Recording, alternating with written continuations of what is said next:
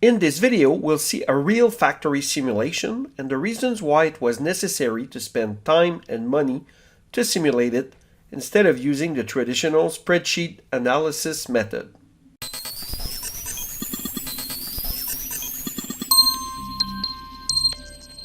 Welcome to this factory model tour.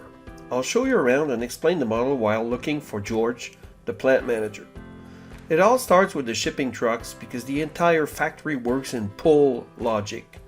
This completely changes the planning logic compared to the traditional push logic which most factories use.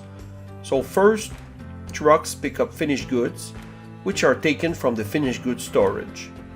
When the inventory of a product diminishes to its reorder point, this triggers the assembly of, assemblies from the machine parts.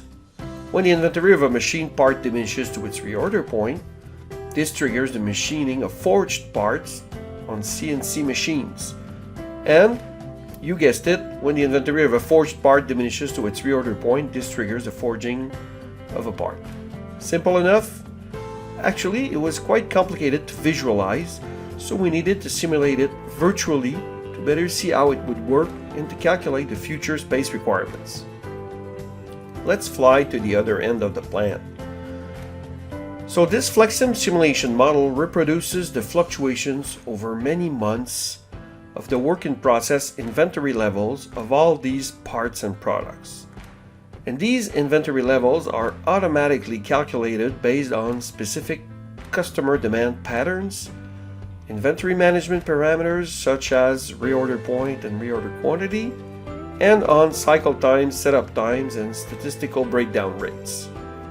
So with the simulation, the company is essentially able to test the future, see the potential problems, and find solutions ahead of time, while they are much easier to fix. George, why did you simulate? Because it answers complex questions better than any other method. There you have it.